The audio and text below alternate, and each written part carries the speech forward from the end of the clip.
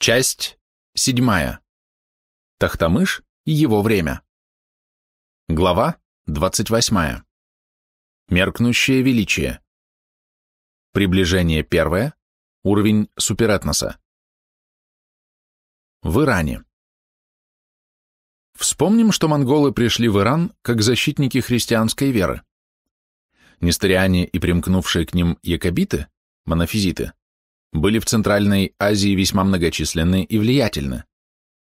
В 1260 году они освободили от мусульман Сирию и были недалеко от стен Иерусалима, но предательство европейских крестоносцев и отрыв Золотой Орды, где воцарился мусульманин Берке-хан, повели к поражению при Айн-Джалуде в Галилее, после которого монголы откатились за Евфрат и перешли к обороне. Воевать пришлось на два фронта – с египетскими мамлюками и с Золотой Ордой, где подавляющее большинство населения составляли те же половцы, так что фактически война шла между тюрками и монголами. Помощи иранские монголы не могли получить, так как их единственный союзник, великий хан Хубилай, вел 40-летнюю войну со своим народом, западными монголами, которыми правил его кузен Хайду. Поэтому Иран оказался в изоляции. Монгольские ильханы держались только благодаря поддержке христиан, армян, айсоров, сирийцев и мусульман-шиитов, дейлимитов и хорасанцев, которых в Персии было много. Но это была слабая поддержка. Попытка хана Аргуна с 1284 по 1291 год договориться с французским королем Филиппом Красивым не дала ничего, потому что Европа уже охладела к крестовым походам. Монголам приходилось опираться на местное персидское население, а оно было мусульманским. В XIII веке, переполненном кровопролитиями, монгольское могущество в Иране таяло постепенно и неравномерно. Принятие ислама Газан-ханом и его младшим братом Алджейту несколько смягчило отношения между правящей династией и народными массами, но не устранило своеволие эмиров как монгольского, так и персидского происхождения. Сыну Алджейту-хана Абу Саиду при вступлении на престол было 12 лет. Поэтому от его имени страной управлял наместник Хорасана, эмир Чобан. Этому энергичному честолюбцу 11 лет удавалось подавлять восстания и интриги эмиров, завидовавших ему, но в 1327 году этот последний монгольский пассионарий в Иране был убит своим ханом, тяготившимся его опекой. Судьбу Чобана разделили два его сына, а третий, успевший убежать в Египет, был убит там султаном Насиром по просьбе Абу Саида, которого в свою очередь отравила в 1335 году любимая жена, дочь эмира Чобана. Красавица хотела отомстить тирану за гибель отца и братьев. Вместе с мужем она погубила все государство, потому что все стало можно. Через год после смерти Ильхана в Хорасане вспыхнуло восстание против монголов под лозунгом «Сарбадар», пусть голова на воротах висит, призывавшим к крайнему риску, отчаянности. Было бы соблазнительно видеть в Сарбадарах, сербидарах, наследников персов эпохи сасанидов, но если бы это было так, то ни арабы, ни тюрки, ни монголы не смогли бы захватить Иран. Видимо, субэтнос сарбадаров – новообразование в зоне монголо-персидского контакта, ибо за 100 лет монгольский генофонд был рассеян и среди персов. Монголы не могли справиться с Сарбадарской республикой, и, наконец, последний ильхан Туга-Тимур-хан, кочевавший в Гургане, пригласил сарбадарских вождей для переговоров. Те, придя в Орду, заподозрили предательство и решили опередить монголов. На Перу один сарбадар внезапно убил хана, прочие напали на пьяных монголов, и тех, кто не успел убежать, убили. Так, 13 декабря 1353 года закончилось владычество монголов в Иране. Наследники ильханов Джилаиры хотя и были по происхождению монголы, но не чингисиды, не защитники Ясы и не богатыри. Они не заслуживают внимания историка и этнолога. На Дальнем Востоке. Несколько иначе шло освобождение Китая. В империи Юань монголы были ничтожным меньшинством, ибо они вместе с, собственно, Монголией составляли меньше 2% населения империи. При таком соотношении удерживать власть можно было только при помощи каких-либо групп местного населения, Поэтому правительство династии Юань не жалело денег для буддийской общины и привилегий для помещиков Северного Китая. Однако буддизм не столько организация, как, например, католицизм, сколько умонастроение, путь к спасению. И потому нашлась секта, относившаяся к монголам враждебно – Белый Лотос. Эта организация в XII-XIII веках слилась с тайными сектами пришествия Майтреи, будущего Будды-избавителя. Она вела постоянную войну против монгольской власти путем организации мелких восстаний, которые легко подавлялись и уносили много жертв. Этот латентный период освободительной войны не принес Китаю ничего, кроме горя и страданий. Положение изменилось лишь тогда, когда поднялись массы. Надо сказать, что потомки Хубилая не отличались никакими государственными и военными способностями. Превратившись из смелых ханов в китайских императоров, они потеряли связь с отчизной, но не приобрели симпатии завоеванных китайцев и не приспособились к новой родине. Приближенные были не лучше правителей. Они не понимали, что такое экономика земледельческой страны и мелиорация долины такой грозной реки, как Хуанхэ. В 1334 году от голода умерло около 13 миллионов душ, и такой же голод повторился в 1342 году. В 1344 году воды Хуанхэ прорвали дамбу и затопили земли 3 провинций. Лишь тогда правительство поняло, что чинить дамбу нужно. В 1351 году на земельные работы было согнано 150 тысяч крестьян под конвоем 20 тысяч воинов. Крестьяне быстро договорились между собой, и тогда началось. Агенты Белого Лотоса объявили мобилизованным землекопам добрые вести о пришествии Майтреи и о рождении императора династии Мин. Те, измученные работой и оскорбленные произволом начальства, пошли за инициаторами, повязали головы красными платками, и в одну ночь во всей стране монгольские воины, находившиеся на постое в китайских домах, были зарезаны. Вскоре численность повстанцев достигла 100 тысяч человек, наэлектризованных фанатизмом. Восстание охватило весь Северный Китай. Лозунг повстанцев был прост и примитивен – восстановление империи Сун. Каждая крестьянская война обречена. Восстание красных войск разделило судьбу Жакерии. Установить дисциплину среди крестьян оказалось невозможным. Создать единство командования тоже.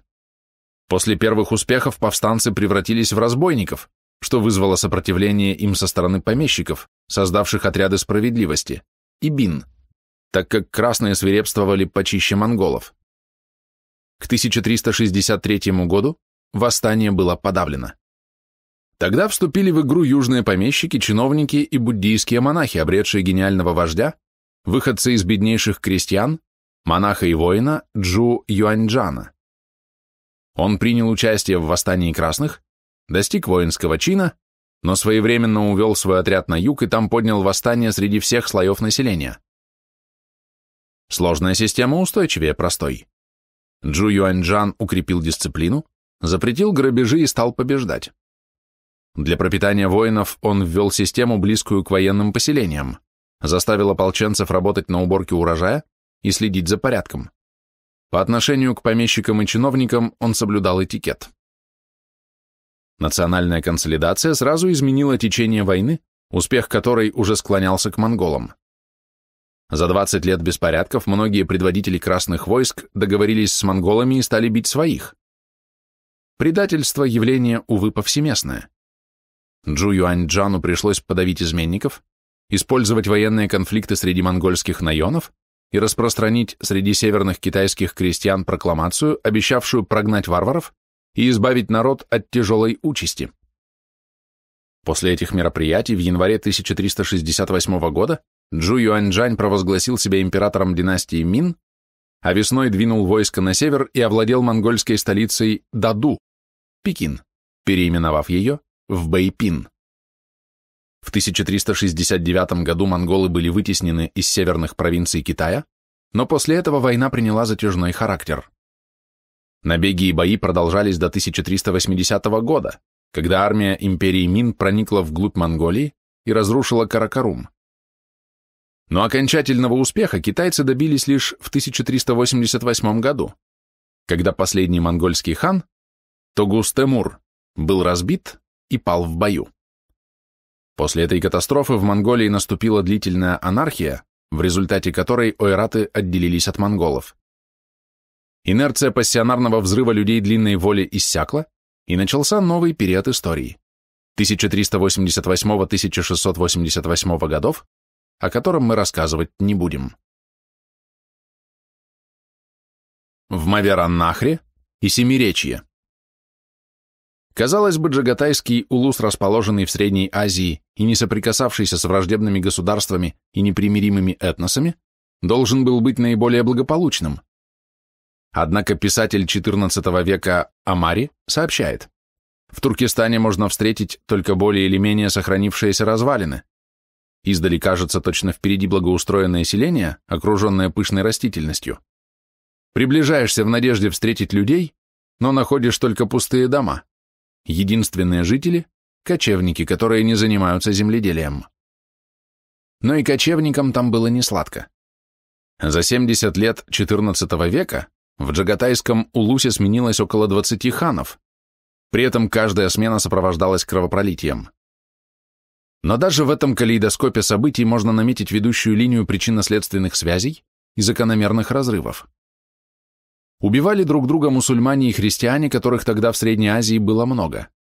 Отюреченные монголы, джилаиры и барласы, и омонголенные тюрки, сторонники слабых ханов и нукеры могучих эмиров, сарбадары в Самарканде и кочевники-монголы. Короче, у всякого человека в Джагатайском улусе было много врагов и очень мало верных друзей. Монголы – условное название тюрок Джагатайского улуса, предков казахов старшего Джуса. Могулистан располагался в северо-восточных степях улуса, в Притиншанье, Восточном Туркестане и Семиречье. Попытку навести порядок в стране сделал хан Кебек 1318-1326 года. Он перенес столицу из степи на юг, построил для себя не юрту, а дворец и провел административную реформу в пользу оседлого населения. Его убил брат Тармаширин, совершивший грабительский поход в Индию. Но там он потерпел поражение от делийского султана Мохаммеда ибн Таглука, который гнал монголов вплоть до Пенджаба. Любопытно, что оседлое население Ирана и Средней Азии, показавшее свою полную неспособность к самозащите от диелемитов и гулямов Махмуда Газневи, от свирепых сельджуков, от безжалостных хорезмийцев и тем более от монголов, в XIV веке проявило изрядную энергию, воинственность и способность выбирать принципы, ради которых люди стали идти на смерть. Откуда вдруг такая прыть? Сарбадары Хорасана стали врагами не только монгольских ильханов, но и соседних куртов, правивших в Герате. Сарбадары провозгласили шиизм, курты держались суннизма. Но, разумеется, недогматические различия подвигли безграмотных афганцев и персов на войны, равно невыгодные тем и другим.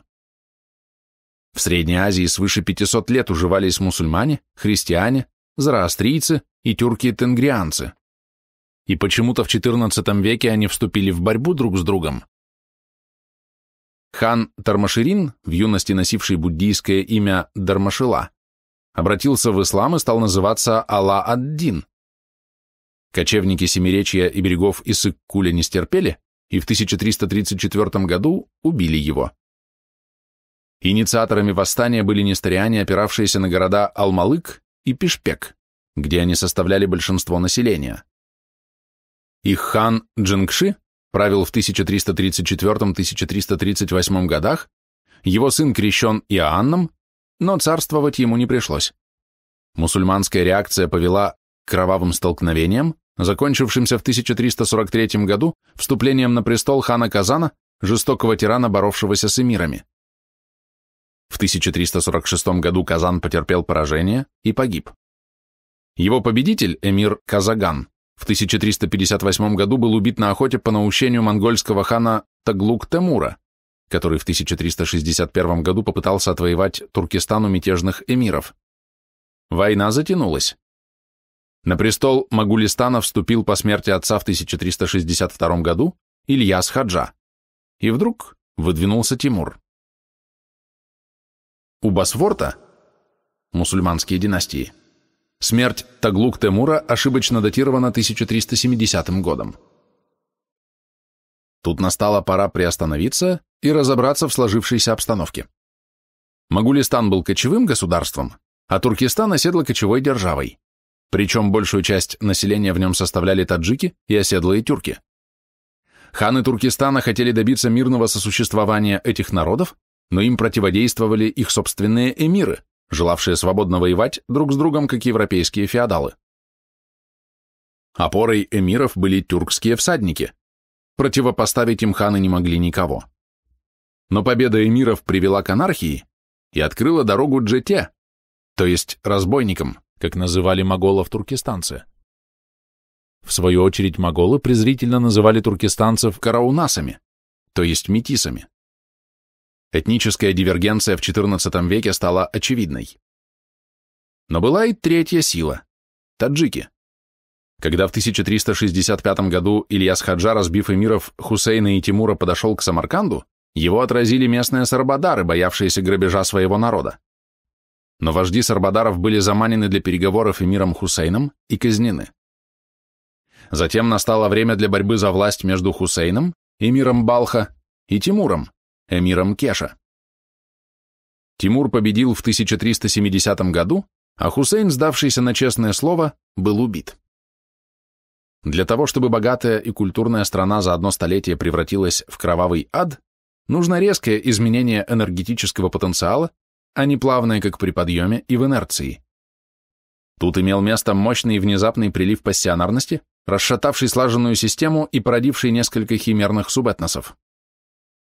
Пассионарность, как эффект биохимической энергии живого вещества, не имеет вектора, а направляется доминантой того этноса, который ее абсорбировал. Так иранцы и тюрки мусульманского мира под знаменем Тимура, хотя и обладали пассионарностью, унаследованной от монгольских юношей, рассеявших свой генофонд от Ферганы до Ирака, но сами о своем происхождении, скорее всего, не знали.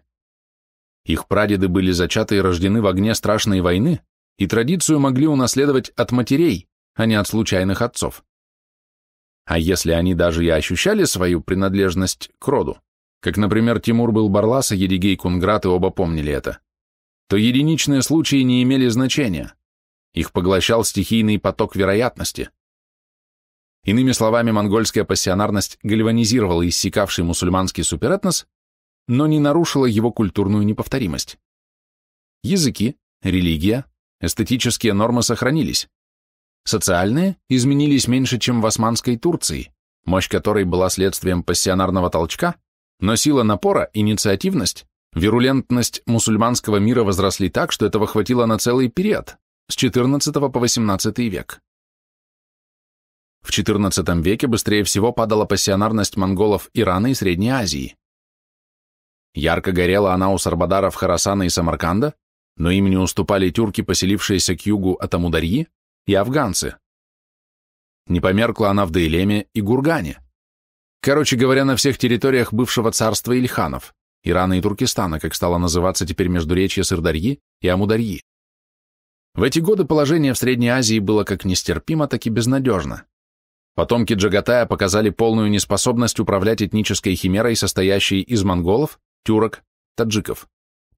Они правили только в степях Могулистана, то есть в привычном для кочевников ландшафте. Эмиры, бывшие князья племен, умели воевать друг против друга, а вожди сарбадаров, изгнав из своих городов монголов, сводили личные счеты с согражданами, что трудно назвать классовой борьбой.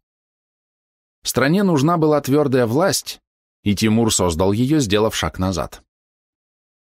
Твердая власть нуждается в поддерживающей ее силе. Эту силу халифы Багдада, султаны Газны и Хорезмшахи обретали в лице гулямов, тюркских воинов, иногда рабов, иногда наемников. Гулямы не были связаны с классами и сословиями тех стран, где они жили. Это были свободные атомы.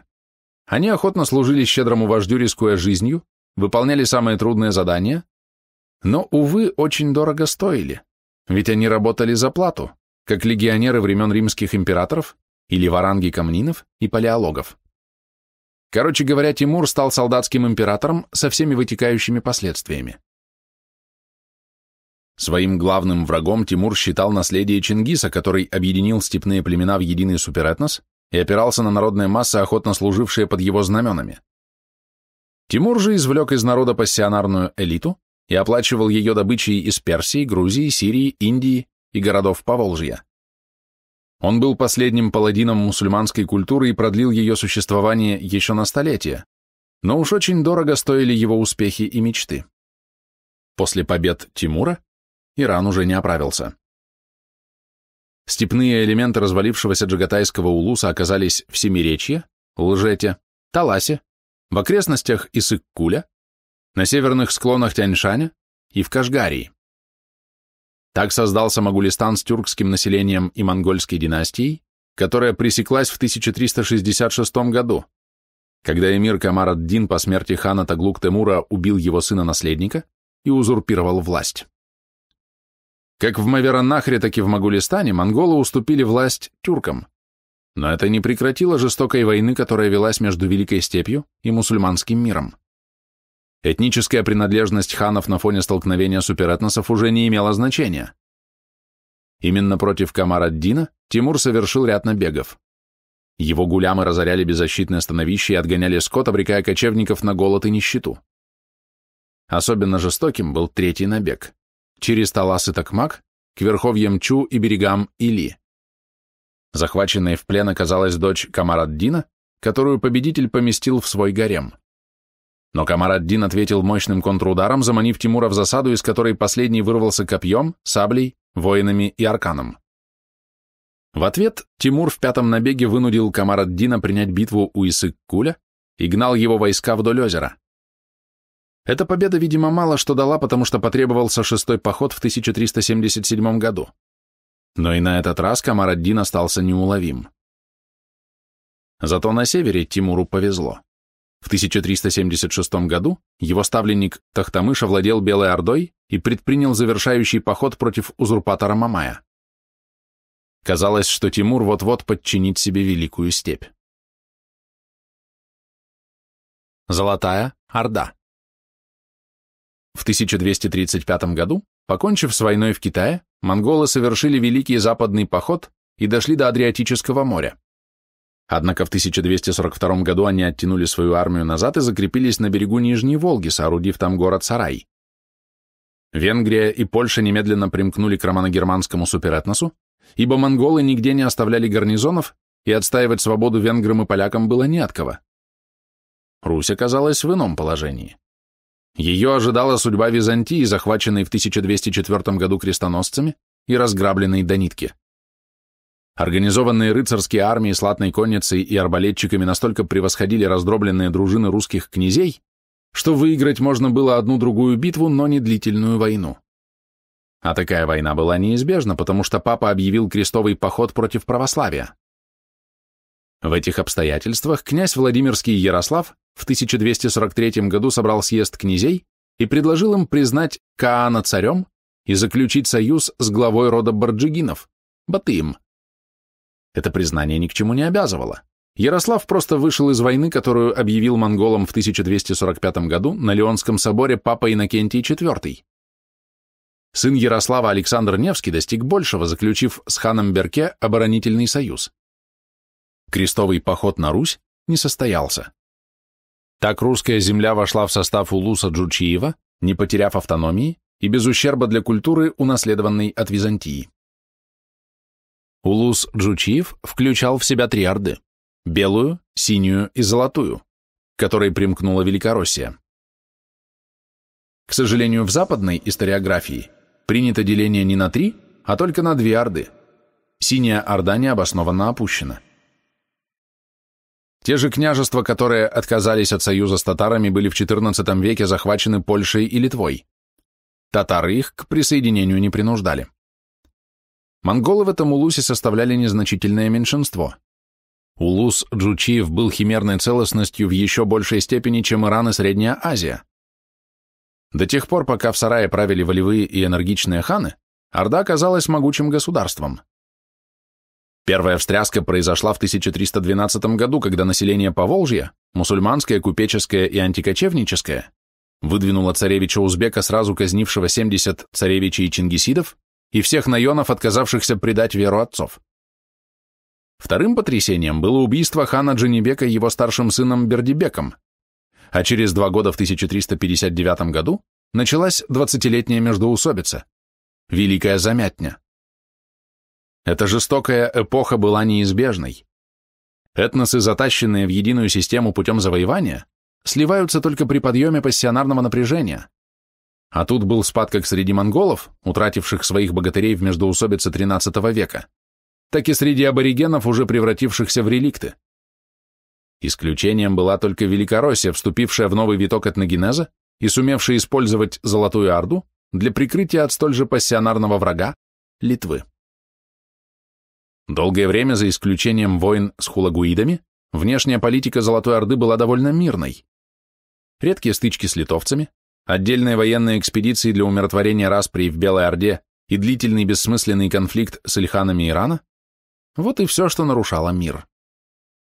Но это не спасло ни династию, ни державу. В химерной системе связи неустойчивы настолько, что распадаются от собственной тяжести. Именно это произошло в Золотой Орде. И тогда выдвинулся на арену истории герой нашего повествования – хан Тохтамыш. Великая Замятня. Череда убийств в сарае, поставившая Золотую Орду на край гибели, была воспринята русскими князьями весьма болезненно. В лице Джанибека они лишились надежного союзника. Отца-убийца Бердибек в 1359 году был убит авантюристом Кульпой, выдававшим себя за сына Джанибека. Так угасла линия хана в дом Абатыя, и началась борьба за власть, превратившая сильнейшую державу Восточной Европы в объект захватов с востока и запада. Кульпа правил 6 месяцев и был убит Наврузом, тоже выдававшим себя за сына Джанибека. По-видимому, Навруз стремился к наведению порядка, потому что русские князья приходили к Наврузу и били челом царю о разделении княжений их. Каждый был утвержден на своей отчине, а Дмитрий Константинович, князь Суздальско-Нижегородский, весной 1360 года сверх того получил великое княжение. Казалось, порядок восстановлен, но в том же 1360 году из-за Яйка появился потомок Шейбана, сына Джучи, Хыдырбек с войсками Синей Орды. Навруз погиб, и хуже того была убита вдова Джанибека ханша Тайдула, покровительница митрополита Алексея, а тем самым всей России, очень в этом нуждавшейся. Золотая Орда стала синей. Синяя Орда, располагавшаяся между Тюменью и Мангышлаком, была менее затронута влиянием мусульманской культуры, нежели Золотая и Белая. Воины в ней сохранили древнюю свирепость и выступали как ревностные защитники традиционной степной культуры. Последним ханом Синей Орды был Тохтамыш. Хан Хызр, по мнению русских князей, был правитель кроткий и смиренный. Он потребовал у русских только одного – выдачи ему новгородских ушкуйников, разбойничавших на Волге и грабивших и русских, и татар. Великий князь Дмитрий Константинович, Андрей Нижегородский и Константин Ростовский выполнили это поручение с охотой, так как грабежи касались их подданных. Но, к сожалению, сподвижники Хызра были иного склада, в том числе его сын Темир Хаджа, в 1361 году убивший своего отца. Через 6 дней негодяй был убит темником Мамаем, который возвел на престол некоего Абдаллаха. Напуганные русские князья бежали из сарая, Мамай с Абдаллахом ушли на правый берег Волги, а в Орде, теперь уже не золотой, а синий, воцарился Орду-Мелик, вскоре смененный Кельдибеком, потомком Тука-Тимура, младшего брата Батыя. Но попытка реставрации оказалась неудачной. На престол вскоре сел брат Хызра, Мурид, царствовавший до 1364 года. Его сменил шейх Азиз, погибший в 1370 году, когда сарай был взят на короткое время Мамаем, успевшим сменить Абдаллаха на некоего Мухаммеда Булака, после чего Большая Орда распалась на 7 независимых владений. В земле камских болгар правил Пулад Темир, в земле Мордвы Тагай, в сарае Шейбаниды, в Астрахани, Сарайчике и Крыму самостоятельные князья, в Причерноморье Мамай, который попытался наладить через генуэзские колонии в Крыму контакт с Западом. Затем наступила очередь Белой Орды, которая после развала Золотой Орды унаследовала первенство в степном мире. Энергичный Урус-хан отражал попытки Тимура распространить свое влияние на север от Сырдарьи. Урус-хан умело защищал южную границу Белой Орды, но не ограничиваясь этим, он решил присоединить к своим владениям гибнущую Золотую Орду, чтобы восстановить единство Улуса Джучиева. Вероятно, этот план можно было осуществить, если бы правитель Мангышлака Туй-Хаджа Аглан не отказал Урус-хану в военной помощи. Хотя Туй-Хаджа Аглан был потомком Орды Ичена, его улус входил в состав Кок-Орды, Синей Орды, а хан больше зависел от своих беков, наенов или эмиров, нежели они от него. Тем не менее, расплачиваться пришлось правителю, причем собственной головой. Сын казненного Тохтамыш убежал к Тимуру и предложил ему свои услуги. Захватив власть, эмир Тимур стал носить титул Его Величества Султан-Воитель за веру, Тизенгаузен. Тимур принял царевича, так как столкновение с объединенной степью не сулило ему ничего доброго. Наоборот, он попробовал повести превентивную войну, но отдельные победы в боях не давали возможности закрепиться на широкой территории. Хуже того, его креатура Тохтамыш дважды потерпел сокрушительное поражение. После последней битвы он добежал до берега Сырдарьи и, сбросив одежду, попытался переплыть ее, но преследователи заметили пловца и пустили в него стрелы. Одна стрела вонзилась ему в плечо, но он все-таки пересек реку и скрылся в камышах, где упал без сил. Спас его случай. Один из сотников Тимурбека Едигей обнаружил нагого и окровавленного беглеца, одел его и привел к себе в ставку. Там Тохтамыш поправился, был представлен Тимуру и получил от него помощь для продолжения войны с Урус-ханом. В 1375 году Урус-хан скончался, а его сын и наследник Токтакия умер через 2 месяца. На престол вступил брат, Тимур-Малик, который проявил исключительную бездарность и патологическую лень. Он умел только много есть и долго спать, чем вызвал разочарование своих беков и нукеров. В 1376 году Тохтамыш снова выступил в поход и без труда овладел Белой Ордой. После этого он перенес удар на запад, на берега Волги, где ему предстояла серьезная борьба с Мамаем, правителем правобережья Волги. Мамай не был потомком Чингиса и поэтому не мог стать ханом. Фактически Мамай вышел из улуса Джучиева. Более того, он стал врагом чингисидов. Левобережье Волги удерживали ханы Кок-Орды, а прочие владетели даже не пытались отстаивать свои княжества от этих титанов. Эту эпоху русские летописцы удачно назвали Великой Замятней. Это трудное для татар время использовал литовский князь Альгерд. Осенью 1362 года он напал на 3 татарских мурз, кочевавших по Днепровскому правобережью, и нанес им поражение у Синих вод. Мамай отнесся к этому благосклонно. Видимо, разбитые мурзы не были его сторонниками. Пользуясь договоренностью с Мамаем, Альгерд занял Чернигов, Новгород-Северск, Трубчевск, Путивль и Курск, а в Киеве упразднил местное самоуправление и присоединил город к Литве. Таким образом, западничество, давно бытовавшее у русичей, привелось и у татар. Оно проникло в степь по экономическим каналам через итальянцев, а политически через литовцев. Единственным сознательным противником Запада была московская митрополия, управлявшая в то время Русью.